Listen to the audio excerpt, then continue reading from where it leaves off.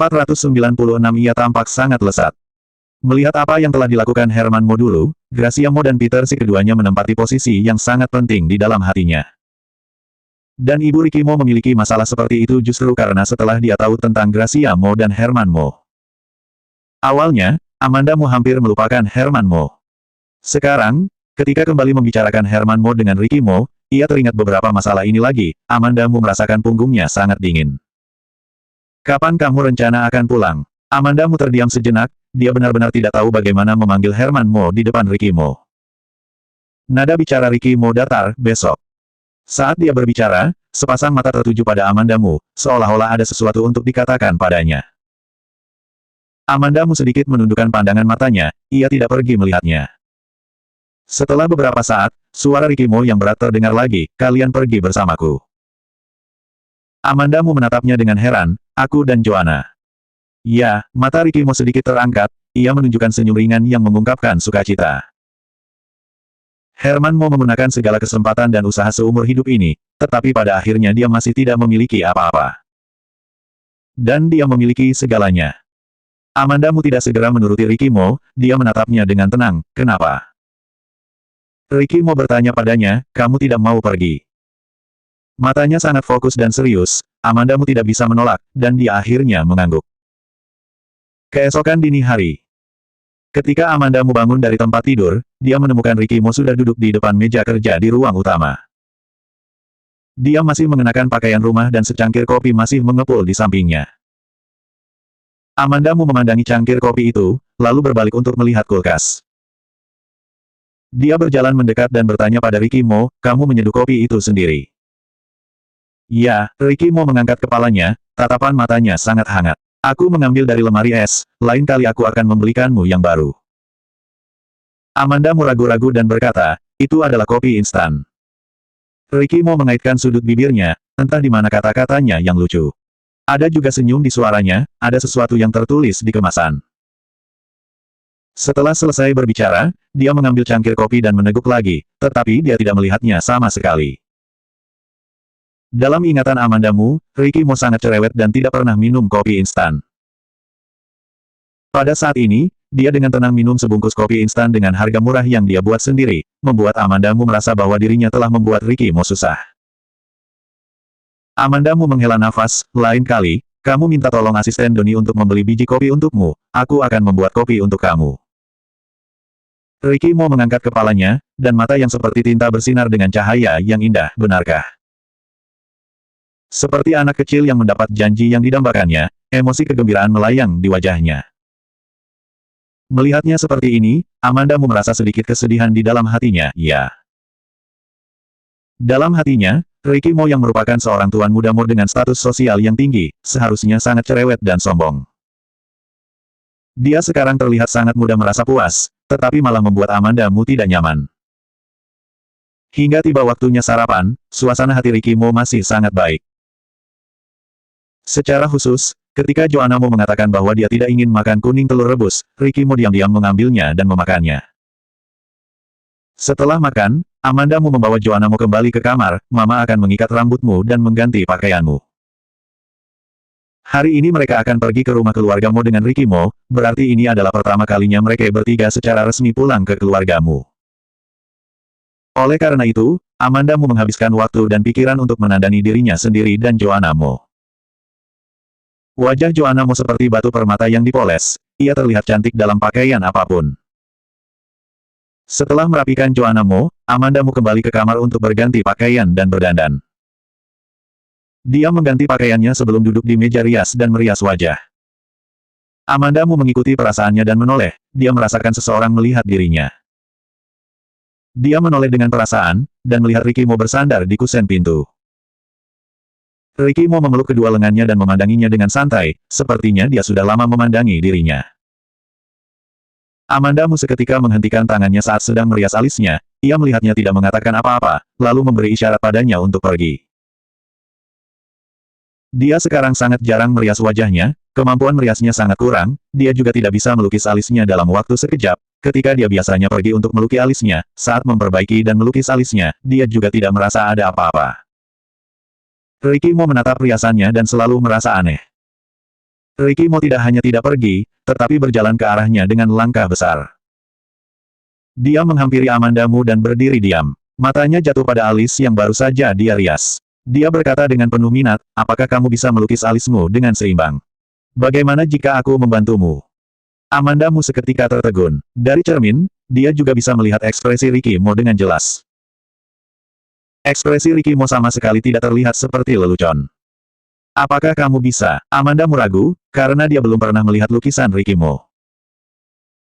Dia tidak percaya bahwa seorang pria lurus yang tidak memiliki keterampilan seni sama sekali bisa melukis alis.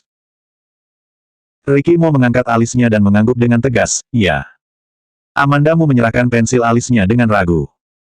Ricky Mo mengambil pensil alis dan memerintahkan, balik badanmu, tutup matamu. Amanda Mu menutup matanya dan membiarkan Ricky Mo melukis alisnya. Setelah beberapa menit, suara Ricky Mo terdengar, sudah. Saat Amanda Mu hendak membuka matanya, ia merasakan bibirnya lembut. Dia membuka matanya dengan tajam, tampak wajah Ricky Mo yang membesar di depannya. Amanda Mu sedang duduk di bangku, Ricky Mo meletakkan satu tangan di atas meja rias di belakangnya, tangan lainnya mendukung punggung kepalanya untuk membuat dirinya mengangkat kepalanya, dan dia pun membungkuk untuk menekannya bibir dan mencium dalam-dalam. Di belakang adalah tepi meja rias, dan di depannya adalah dada Ricky Mo yang panas dan tegap. Amanda Mu tidak punya tempat untuk mundur. Dia tidak tahu di mana harus meletakkan tangannya di mana, dan dia pun terpaksa memegang ujung baju Ricky Mo. Dibandingkan dengan yang sebelumnya, ciuman ini lebih lembut. Hanya saja kelembutan itu tidak bertahan lama, dan dia mulai menjadi sedikit lebih bersemangat. Dia menggerogoti bibirnya, napasnya berangsur-angsur semakin berat, dan tangan yang memegang bagian belakang kepalanya menyelinap ke arah punggungnya, ia dengan lembut menggosoknya, lalu mengitari tulang leher di depan dan masuk ke dalam baju. Pada saat ini, terdengar langkah kaki di luar. Joanna mau datang. Meskipun dia tidak ingin melepaskan seperti ini, tetapi Ricky Mo terpaksa melepaskannya ketika dia mendengar langkah kaki semakin dekat. Sebelum sadar, Ricky Mo tampaknya sedikit tidak rela, ia menggigit dagunya sebelum berdiri tegak dan merapikan baju Amanda Mu. Wajah Amanda Mu memerah, dan mata sepasang kucing juga bercahaya, ia tampak sangat lesat. Tenggorokan Ricky Mo sedikit bersimpul, suaranya rendah dan berat, aku akan pergi ke kamar mandi, kamu keluar saja kalau kamu sudah siap. Ketika dia berbicara, dia mengulurkan tangan dan menyentuh rambut di telinganya, ia mengelusnya dengan lembut. Ricky Mo keluar dan membawa Joanna Mo pergi. Telinga Amanda Mu mendengar sejenak, dan dia merasa bahwa tidak ada suara di luar sebelum berbalik menghadap ke lemari. Ketika dia melihat dengan jelas di cermin, alisnya tebal seperti pemeran krayon Shinchan, dia dengan kesal berteriak, Ricky. 497 ejekan terburuk. Amanda Mu tidak mendapat jawaban dari Ricky Mo. Dia meremas bibirnya dengan erat dan menyeka alis yang dilukis oleh Ricky Mo, dan mulai melukis alisnya dengan tangan sendiri. Dia tahu bahwa dia tidak bisa percaya dengan Ricky Mo, seorang pria lurus tanpa keterampilan seni. Dia bahkan meragukan jiwa seni pada diri Ricky Mo. Dulu ketika dia baru menikah dengan Ricky Mo, dia sangat jelek tapi Ricky Mo juga bisa menciumnya. Baru saja dia melukis alisnya hingga seperti ini dan dia juga bisa menciumnya. Amanda Mu curiga bahwa Ricky Mo memiliki beberapa kelainan terhadap seni. Dia melukis alisnya dan memakai riasan matanya. Setelah dia selesai merias wajahnya, sosok Ricky Mo muncul di pintu dan bertanya dengan tenang, apakah kamu baru saja memanggilku? Amanda Mu berdiri dan berjalan ke arahnya, mengangkat alisnya dan menatapnya, bukankah kamu bilang kamu bisa melukis alis? Ricky Mo menggerakkan bibirnya dengan pelan, ia diam sejenak, lalu berkata dengan jujur. Tidak bisa. Meskipun dia tahu bahwa sikapnya yang jujur ini hanya sengaja ingin membuatnya marah, tapi dia terpaksa berkata Amanda Mu masih makan jasnya. Seorang pria sombong yang biasanya mengaku pada dirinya bahwa dia tidak akan melakukan sesuatu hal mudah yang akan membuatnya merasa tersentuh. Amanda Mu juga tidak terlalu marah, ia berkata, aku sudah siap. Kalau begitu ayo kita pergi, kata Ricky Mo, lalu memegang tangannya. Amanda Mu sedikit tegang, namun dia tetap membiarkan Ricky Mo memegang tangannya. Mereka berpikir terlalu berlebihan, mengalami banyak hal bersama, dan akhirnya bisa bersama. Jika hasilnya sama, mengapa harus dipengaruhi oleh pikiran yang kacau di dalam benak mereka? Ricky Mo juga merasakan perubahan di Amanda Mu dalam 2 hari terakhir ini. Meskipun dia tidak tahu mengapa dia tiba-tiba bisa memahaminya, tapi hasilnya adalah apa yang dia inginkan. Ketika keluar dari rumah, Joanna Mo merengek ingin digendong oleh Amanda Mu. Sebenarnya, Joanna Mo jarang merengek ketika ingin digendong, apalagi waktu Amanda Mu dan Joanna Mo bersama sangat singkat, selama permintaan Joanna Mo tidak berlebihan, dia akan menurutinya. Saat Amanda Mu hendak membungkuk dan menggendong Joanna Mo, Ricky Mo mengulurkan tangan dan menariknya ke belakang, ia pun menggendong Joanna Mo dengan satu tangan. Joanna Mo mengempis mulutnya, aku mau sama mama. Aku saja yang menggendongnya. Setelah mendengar kata-katanya, Amanda Mu ingin mengambil alih Joanna Mo. Ricky Mo berbalik ke samping dan melihat dengan tenang, dia sangat berat, aku saja yang menggendongnya. Aku pikir tidak apa-apa, meskipun Joanna Mo akhir-akhir ini menjadi sedikit lebih berat, tapi dia masih bisa menggendongnya. Ricky Mo tidak menjawab kata-katanya, dia melangkahkan kakinya ke lift dan menekan tombol lift. Ketika mereka bertiga turun, Donnie yang mengemudikan mobil untuk mereka sudah menunggu terlalu lama. Melihat keluarga Ricky Mo yang terdiri dari 3 orang itu datang, ia segera keluar dari mobil dan membuka pintu kursi belakang untuk mereka. Dari tempat Amanda Mu tinggal menuju rumah keluarga Mo, memakan perjalanan yang agak jauh, saat ini butuhkan 1 jam untuk tiba di sana. Joanna Mo tertidur di dalam mobil. Ketika dia tiba di rumah keluarga Mo, Amanda Mu pun membangunkan Joanna Mo. Ricky Mo menggendong Joanna Mo turun dari mobil dan mengulurkan tangan ingin menarik tangan Amanda Mu. Dia berdiri di luar pintu mobil, setelannya sangat rapi, lengannya yang panjang direntangkan ke dalam mobil, dan dia tampak seperti putra bangsawan yang sopan. Entah mengapa Amanda Mu ingin tertawa karena melihatnya sikapnya seperti itu, dia meletakkan tangannya di tangan Ricky Mo mengencangkan tangannya dan menariknya keluar dari mobil. Amanda Mu keluar dari mobil, saat dia akan melepaskan Ricky Mo untuk menggendong Joanna Mo. Akibatnya, Ricky Mo langsung memegang Joanna Mo dan dengan memimpinnya dengan tangan lain. Selanjutnya, Ricky Mo berkata dengan acuh, ayo jalan. Donnie yang berdiri di samping mobil, menyaksikan keluarga Ricky Mo yang terdiri dari 3 orang itu saling bergandengan dengan hangat menuju pintu rumah keluarga Mo, seketika senyum lega muncul di wajahnya.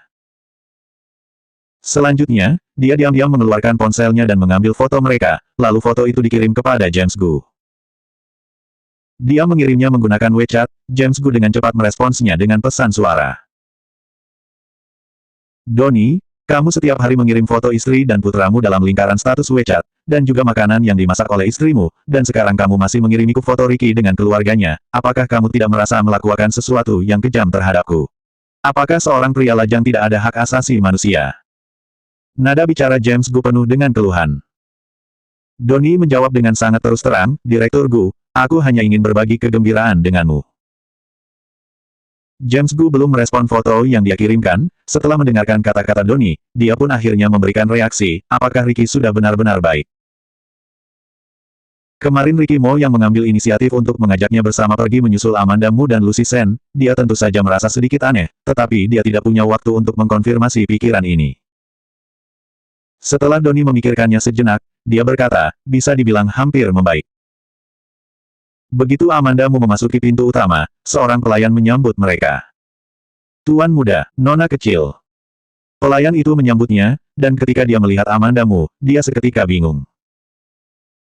3 tahun yang lalu, para pelayan di rumah itu semuanya digantikan oleh Stevie Mo, memang hampir tidak ada yang kenal dengan Amanda Mu. Ricky Mo menatap pelayan itu dengan galak, dengan suara yang dingin dia berkata, apakah kalian tidak bisa memanggilnya, Nyonya Muda? Melihat ini, pelayan itu membungkuk dan seketika dengan serempak memanggilnya, Nyonya Muda. Suara mereka semua terdengar gemetar. Ricky Mo mengabaikan mereka, ia langsung membawa Amanda Mu dan Joanna Mo menemui Herman Mo. 3 tahun lalu, Ricky Mo merilis berita bahwa Herman Mo diculik oleh seorang musuh, dan akhirnya para penculik seketika menaikkan jumlah uang yang mereka inginkan. Ricky Mo pun akhirnya memilih untuk langsung menelpon memanggil polisi. Penculik itu memotong salah satu lengan Herman Mo, ia mendapatkan siksaan, namun akhirnya bisa diselamatkan lalu diantar ke rumah sakit dengan hanya setengah hidup yang tersisa. Setelah dia sembuh dan dipulangkan dari rumah sakit, Herman Mo hanya bisa duduk di kursi roda dan benar-benar menjadi orang tidak berguna. Karena alasan fisik, sikap Herman Mo berubah drastis, ia tidak pernah meninggalkan rumah sama sekali. Pelayan membawa mereka ke depan pintu kamar Herman Mo dan mengetuk pintu dengan lembut, Tuan muda sudah datang. Tidak ada jawaban dari dalam. Sangat elas, Herman Mo tidak ingin bertemu dengan Ricky Mo. Pelayan itu berbalik dan dengan ragu berkata, Tuan muda. Ricky Mo berkata tanpa ekspresi, biar aku saja. Pelayan itu dengan cepat berbalik dan pergi. Ricky Mo langsung mengulurkan dan membuka pintu kamar itu. Ruangan itu gelap dan jendelanya tertutup rapat, cahaya masuk hanya ketika pintu kamar yang terbuka, hampir tidak bisa melihat orang yang duduk di kursi roda di dalam kamar tersebut. Pria itu adalah Herman Mo. Di akhir musim gugur, dia tidak banyak memakai baju, tubuhnya hanya ditutupi dengan selimut berbulu. Dia mungkin tersadar karena pintu yang terbuka, dia perlahan-lahan menoleh dan melihat ke arah pintu. Matanya pertama kali tertuju pada Ricky Mo. Ketika dia melihat Amanda Mu, wajahnya berubah dengan sangat jelas. Meskipun dia tahu berita bahwa Amanda Mu tidak mati, namun saat dia melihat keluarga yang terdiri dari 3 orang tampak utuh di depan matanya, tentu saja ini adalah ejekan terburuk baginya. Dia sudah melakukan terbaik selama hidupnya, tetapi dia tidak mendapatkan apa-apa. Gracia Mo hidup gila di sebuah rumah sakit penyakit khusus, dan Peter Si dimakamkan karena ledakan di pulau itu. Dan dia juga menjadi orang yang tidak berguna, bersembunyi di tempat gelap ini, menjalani hidupnya dengan bersandar pada jejak kebencian di hatinya. 498 sebenarnya bisa hidup bersama tanpa perselisihan. Ricky Mo melepaskan Kan Joanna Mo, ia mendorongnya ke sisi Amanda Mu, ia melangkah maju seorang diri, ia berjalan sambil menyalakan lampu di kamar tersebut. Amanda Mu berbalik dan menutup pintu. Kamar yang ditutup hingga gelap itu seketika terang seolah langsung disinai matahari. Ricky Mo berjalan dan tiba di hadapan Herman Mo, dengan ekspresi dingin di antara alis dan matanya, suaranya terdengar dingin dan kaku, aku sudah lama tidak bertemu denganmu. Amanda Mu memimpin Joanna Mo dan mengikuti Ricky Mo. Perasaan anak itu sangat sensitif, setelah melihat Herman Mo, Joanna Mo seketika merasa takut dan bersembunyi di belakang Amanda Mo, ia menyembunyikan wajahnya di belakang tubuh Amanda Mo. Amanda Mo menepuk-nepuk kepalanya, ia mendongak dan memandang Herman Mo. Dia tidak pernah bertemu dengan Herman Mo dalam 3 tahun terakhir ini. Dia meliriknya, dia terkejut dengan penampilan Herman Mo, wajahnya menunjukkan ekspresi yang sangat terkejut. Satu lengan Herman Mo putus dan sekarang dia duduk di kursi roda, dia tampak sangat kurus. Matanya sangat dalam, bibirnya pecah-pecah, sweaternya terlihat besar di tubuhnya, dan tubuhnya tampak sangat kurus. Jika bertemu dengan Herman Mo di jalan, Amanda Mu yakin bahwa dia mungkin tidak mengenalinya sebagai Herman Mo. Perubahan dalam tubuh Herman Mo sangat drastis, lemah, tua, suram. Tidak ada lagi semangat untuk menjadi penguasa tingkat atas, tetapi sekarang ia hidup seperti tikus yang bersembunyi di selokan dan tidak berani melihat siapapun. Kalian. Setelah Herman Mo melihat bahwa orang yang datang adalah Ricky Mo dan Amanda Mu, matanya tiba-tiba melotot, bola matanya seolah-olah akan keluar, suaranya sama merisaukannya seperti sebuah pangkalan, kedengarannya sangat tidak nyaman. Pergi, siapa yang mengizinkan kalian masuk, tinggalkan aku. Herman Mo merentangkan jarinya ke arah pintu, matanya penuh dengan amarah. Ricky Mo memberikan senyuman sinis, ia pun duduk di depan Herman Mo, kakinya bersilang, dan nada suaranya tidak teratur dan terdengar malas, hari ini aku datang khusus membawa istri dan putriku untuk menemuimu, kami baru saja tiba, tapi kamu mengusir kami, apakah seperti ini kamu memperlakukan tamu? Joanna Mo tadi ketakutan oleh teriakan keras Herman Mo. Dia bersembunyi di belakang Amanda Mu dan tidak mau maju. Amanda Mu menepuk kepalanya, mengeluarkan ponselnya dan mengirim pesan ke Donnie, ia meminta Donnie untuk membawa Joanna Mo keluar. Donnie selalu berasa di luar. Dia juga sudah tidak asing dengan lingkungan rumah keluarga Mo, ia pun dengan cepat datang menjemput Joanna Mo. Setelah Joanna Mo dijemput, Amanda Mo berjalan menghampiri Ricky Mo, dan Ricky Mo menariknya untuk duduk. Tangan Herman Mo di sandaran lengan mengepal, matanya menatap Ricky Mo dan Amanda Mo dengan tajam.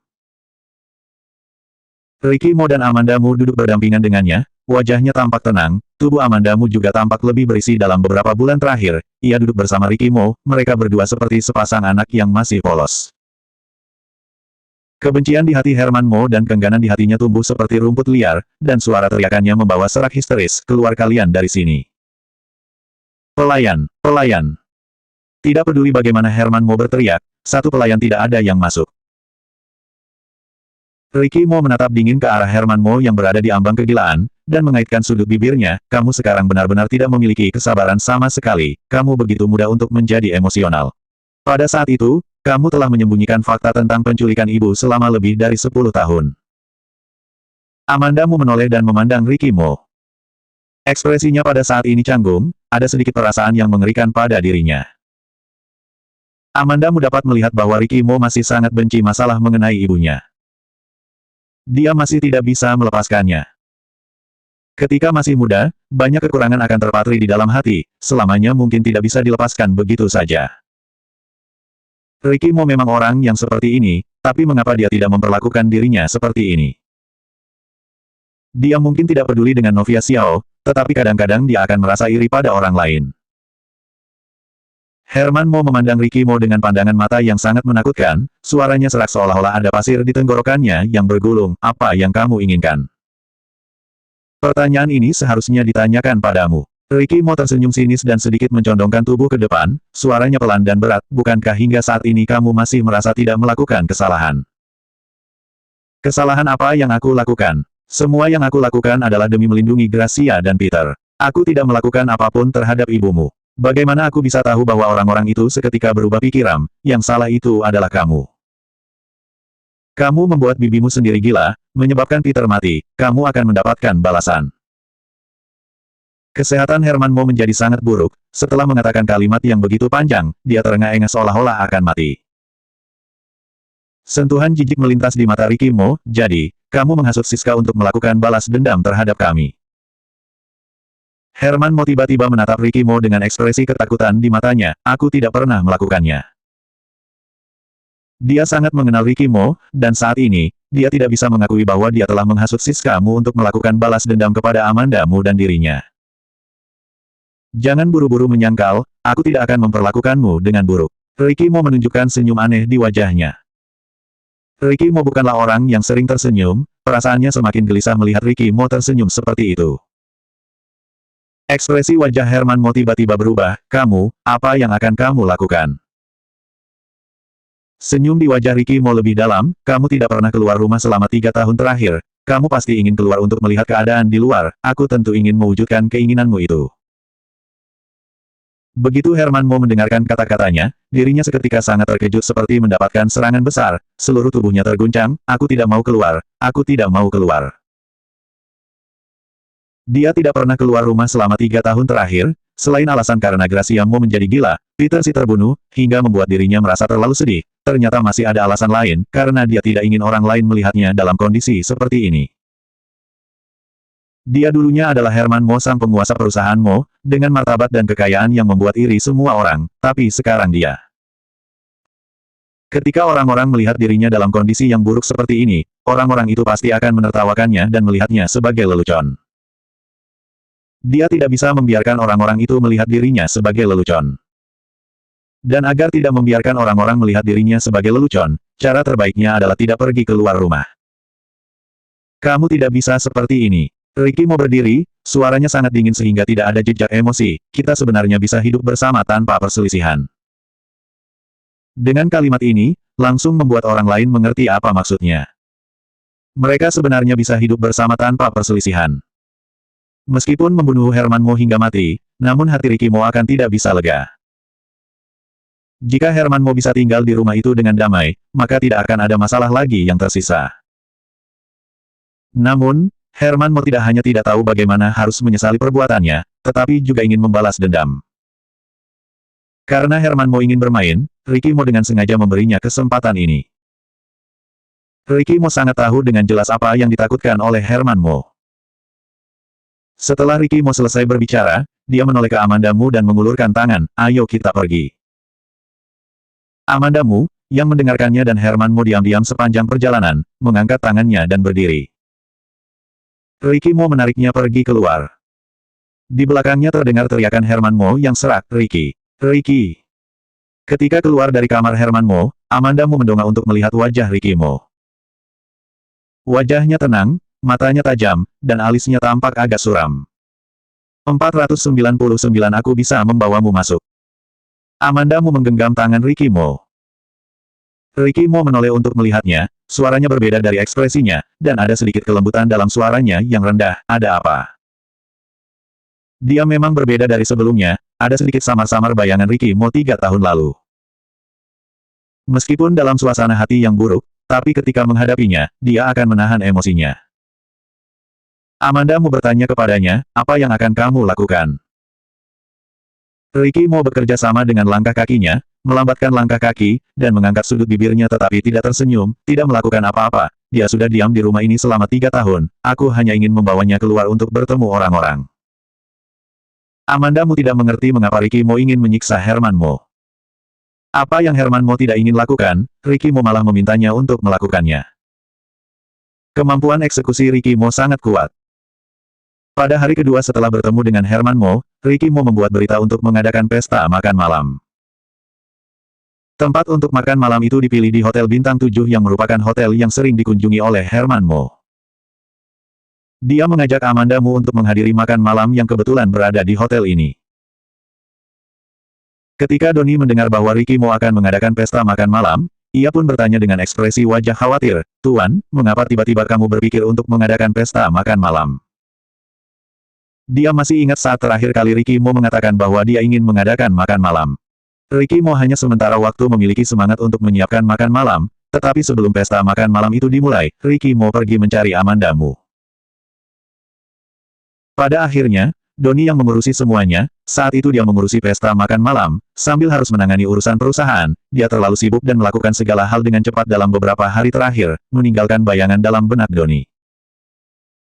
Kali ini Ricky Mo sementara waktu berencana mengadakan pesta makan malam, dan tentu saja dia ingin bertanya terlebih dahulu. Saat Ricky Mo mendengar kata-kata itu, ia menyipitkan matanya, dan menatap kosong ke Donnie. Donnie tahu pertanyaan ini sangat menyinggungnya, ia bertanya agak tidak berguna, wajahnya sedikit berubah, lalu berkata, aku hanya. Tapi saat ini Ricky Mo menyela kata-katanya sambil tertawa dingin, Herman sudah merasa bosan berada di rumah selama 3 tahun. Sebagai putra satu-satunya, aku mengadakan pesta untuk membawanya keluar dan bersenang-senang, bagaimana menurutmu? Kata, satu-satunya, Ricky Mo sengaja meningkatkan nada bicaranya. Nada bicaranya lembut dan lambat, dan malah terdengar lebih menakutkan. Donnie seketika merasa tegang dan gemetar. Menurutku, cukup bagus. Pergilah. Ricky Mo mengangkat tangannya sebagai tanda memberi isyarat padanya untuk mengurus pesta tersebut. Donnie berbalik dan bergegas pergi, ia berjalan sambil menyeka keringat dingin dari dahi. Tuan muda ini sejenak kehilangan ingatannya, kemudian tak lama lagi beberapa ingatannya pulih, membuat ia merasa sedikit aneh, dan semakin susah untuk ditebak. Setelah Donnie keluar, Ricky Mo bersandar di belakang kursi dan tidak bergerak untuk waktu yang lama. Waktu pesta malam ditetapkan pada Jumat malam. Amanda Mu pergi keluar bertemu dengan Emeline Kin untuk berbicara tentang naskahnya. Setelah berbicara, Emeline Kin juga membicarakan masalah mengenai pesta makan malam tersebut.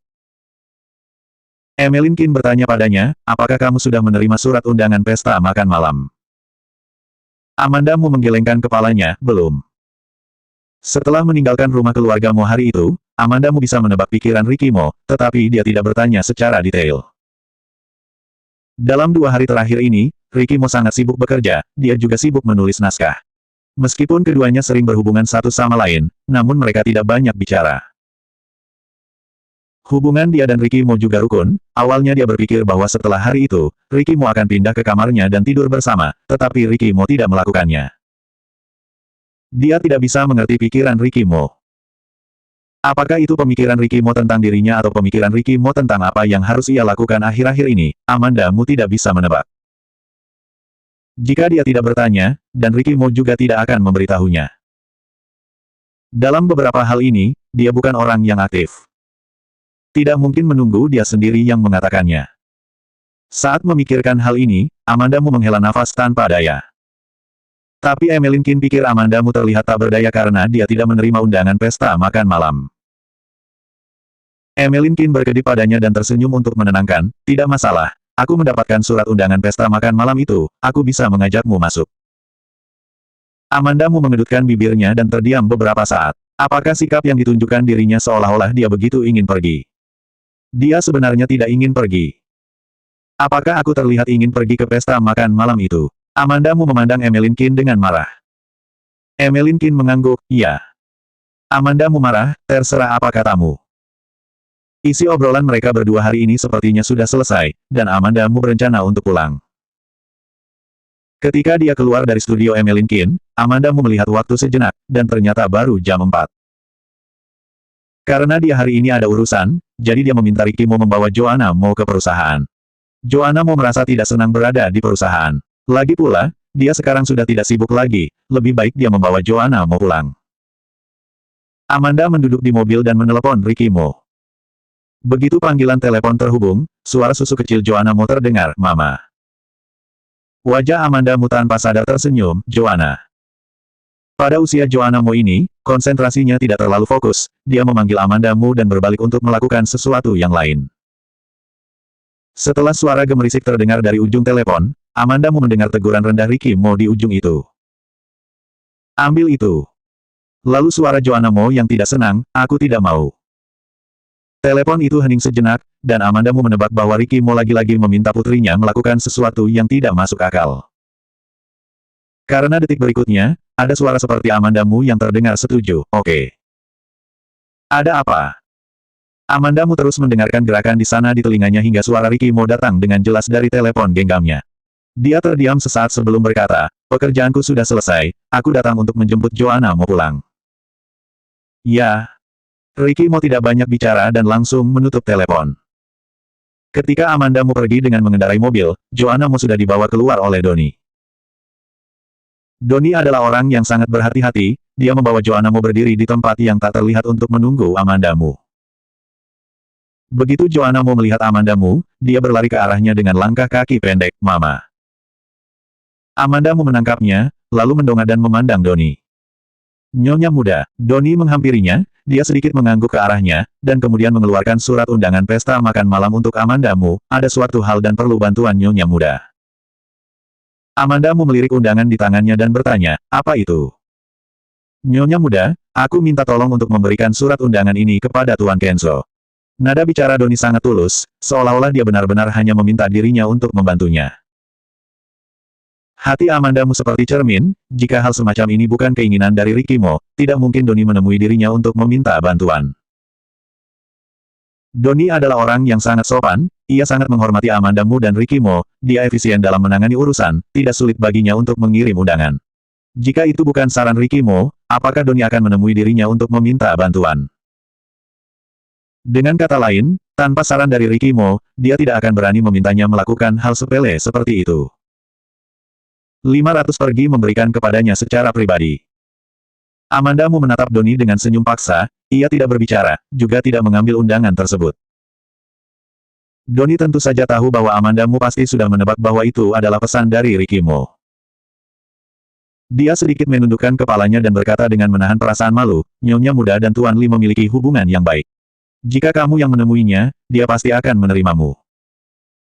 Amanda Mo mengangkat alisnya dan berkata, "Kamu berbicara seolah-olah pernah bertemu. Kenzo tidak akan datang ke pesta makan malam, dia bukan orang yang berpikiran sempit."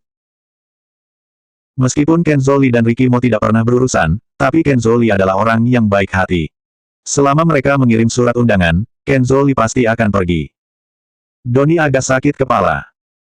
Ketika dia mengejar istrinya, dia pikir itu adalah hal yang paling sulit, tetapi sekarang tampaknya itu bukan hal yang paling sulit. Yang paling sulit adalah bahwa ada bos dengan sifat aneh, dan istri bos yang tidak penurut. Karena Amanda Mo berkata seperti ini, Donnie tentu saja dia tidak akan pernah hormat dengan Amanda Mo lagi. Dia menghela nafas tanpa arti, memang ini yang dimaksud Tuan Muda. Donnie telah berkata terus terang, dan Amanda Mo juga tidak lagi menyulitkan dirinya, dia sedikit mengernyitkan dahi dan bertanya, mengapa dia memintaku untuk mengirim surat undangan itu. Melihat sikap Ricky Mo, bukankah seharusnya dia tidak mengizinkan dirinya untuk bertemu Kenzo Li? Sekarang dia bahkan diminta untuk mengirim surat undangan.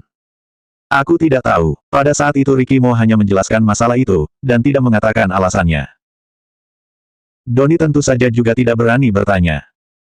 Aku mengerti. Amanda Mo mengambil surat undangan itu, aku sendiri yang akan memberikan kepadanya, kamu kembali saja. Amanda Mo membawa Joanna Mo ke dalam mobil, Donnie berdiri di sisi jalan, ia menunggu mobil Amanda Mo pergi sebelum berbalik dan berjalan menuju gedung perusahaan Mo. Dia naik lift langsung dan pergi ke ruang kantor Ricky Mo. Pintu kantor tidak ditutup, Donnie pun melangkahkan kaki dan tiba di sisi pintu, ia mengulurkan tangan dan mengetuk pintu 2 kali. Ricky Mo tidak mengatakan apa-apa, tetapi menatapnya dan memberi isyarat untuk masuk. Sebelum Ricky Mo mengajukan pertanyaan, Doni berinisiatif dengan berkata, aku telah memberikan surat undangan itu kepada Nyonya Muda. Apa yang dia katakan? Ricky Mo menundukkan kepala sedang membaca dokumen, nada suaranya terdengar biasa saja, seolah dia tidak peduli. Doni mendengar sesuatu yang tidak biasa dalam nada bicaranya. Dia mempertimbangkan sejenak dan mengatakan yang sebenarnya, Nyonya Muda berkata bahwa dia sendiri yang akan menyerahkannya kepada Tuan Li. Gerakan Ricky Mo membalik dokumen itu agak terhenti, dia sedikit mendongak, sepasang bola mata hitam seperti tinta tebal seolah tinta itu menetes keluar. Katakan sekali lagi, suaranya jelas dan dingin, masih dengan nada yang terdengar acuh, tetapi setiap kata setajam es. Meskipun Doni ragu-ragu, tapi dia berusaha mengulanginya dengan sangat cepat, Nyonya Muda berkata bahwa dia sendiri yang akan menyerahkannya kepada Tuan Li. Ruangan kantor itu seketika menjadi hening. Meskipun Doni menunduk dan tidak melihat wajah Ricky Mo, namun dia bisa membayangkan betapa suramnya wajah Ricky Mo. Tapi beberapa detik kemudian, dia hanya mendengar Ricky Mo berkata, keluar. Baru kemudian Doni mengangkat kepalanya dan berniat untuk berbalik. Namun, ketika dia tidak sengaja memalingkan matanya, dia melihat tangan Ricky Mo mengepal, dan salah satu tangan yang menempel pada dokumen itu telah meremas dokumen tersebut menjadi gumpalan kertas. Doni seketika merasa terkejut, tapi dia tidak berani bicara banyak, dan langsung berbalik. Setelah keluar, dia menutup pintu kantor, dan mendengar suara, plang-plang, datang dari dalam, seolah menghancurkan sesuatu. Kedua tangan Doni tergenggam dan digantung di depan dadanya, dia berdiri dengan sopan di depan pintu kantor, lalu telinganya berusaha mendengar situasi di dalam, hingga tidak ada suara lagi yang muncul dari dalam, dia pun menghela nafas dan pergi ke ruangan kantornya sendiri. Dia juga bereaksi saat ini. Ricky Mo memintanya untuk memberikan surat undangan kepada Amanda Mu, tapi bukan benar-benar ingin Amanda Mu mengantar surat undangan itu kepada Kenzo Li. Ricky Mo tidak ingin meminta Amanda Mu untuk mengantar surat itu. Tapi Amanda Mu malah mau memberikan kepadanya secara pribadi. Amanda Mu sudah tidak asing dengan ruang konsultasi psikologis Kenzo Li. Dengan membawa surat undangan, dia pergi dengan mengendarai mobil bersama Joanna Mo. Baru saja setengah jalan, dia memarkir mobil di tepi jalan dan membeli beberapa buah untuk diberikan kepadanya. Mereka pun sudah tiba, ketika dia membawa Joanna Mo masuk, wanita yang duduk di resepsionis mengenalnya dan bertanya kepadanya, apakah Nona Mu ingin bertemu dengan dokter? Ya, apakah dia sibuk? Amanda Mu bertanya sambil tersenyum. Hari ini dia tidak terlalu sibuk, tidak ada banyak tamu jadi dia tidak terlalu sibuk. Wanita resepsionis ini sangat ramah, aku akan membawamu masuk. Wanita resepsionis berbicara dengannya sambil membawanya dan Joanna Mo masuk menemui Kenzo Li. Amanda Mu awalnya berpikir bahwa wanita resepsionis hanya berkata dengan asal, tetapi tak disangka Kenzo Li benar-benar tidak terlalu sibuk. Ketika dia dan Joanna Mo pergi, Kenzo Li duduk di belakang mejanya sedang membaca majalah, dan dia terlihat sangat santai. Dr. Li, lihat siapa yang datang. Wanita resepsionis di depannya, dan setelah melihat Kenzo Li mengangkat kepalanya, dia pindah ke satu sisi. Kemudian, Kenzo Li kebetulan melihat Amanda Mu berdiri di belakang nona resepsionis. Dia membeku sejenak, lalu berhenti dan berkata, Amanda. Apakah hari ini kamu tidak sibuk? Amanda Mu berjalan mendekat dan meletakkan buah di tangannya di atas mejanya, aku datang untuk bertemu denganmu, dan sekalian membawa sedikit buah-buahan. Aku sudah senang jika kamu datang ke sini, untuk apa kamu membawa buah? Apakah aku tidak bisa hidup jika tidak makan buah? Meskipun Kenzo Li berkata seperti itu, tetapi dia masih menerima buah itu.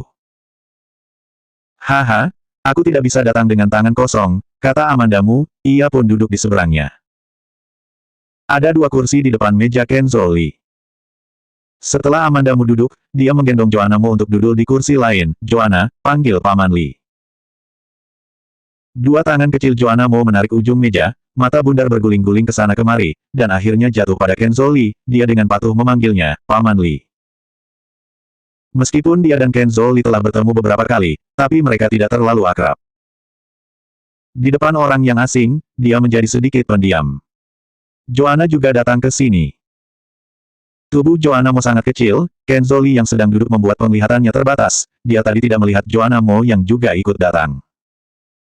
Ya, Joanna datang untuk bermain. Joanna Mo berusaha mengangkat kepalanya dan menatap Kenzo Li, ia menjawab dengan serius. Kenzo Li digoda olehnya, lalu ia pun membuka laci dan mengambil lollipop dan menyerahkannya kepada Joanna Mo, apakah kamu makan permen? Jari-jari Joanna Mo bergerak dan matanya lurus, tapi dia masih menatap Amanda Mu dengan enggan dan meminta pendapatnya, Mama. Amanda Mu tersenyum dan bertanya padanya, apakah Joanna ingin makan permen? Joanna Mo mengangguk lagi dan lagi, dia paling suka makan permen, tapi ibunya berkata bahwa dia tidak bisa mengambil barang orang lain dengan sembarangan. Amanda Mu menyentuh kepalanya dengan penuh kasih, ambil saja, kamu boleh mengambil pemberian dari Paman Li. Kamu juga makan permen dalam beberapa hari terakhir ini, jadi hari ini kamu boleh makan permen. Dengan persetujuan Amanda Mu, Joanna Mo dengan cepat mengulurkan tangan untuk mengambil permen itu. Ia menjawab dengan suara yang manis, terima kasih Paman Li. Selanjutnya 501 menguji.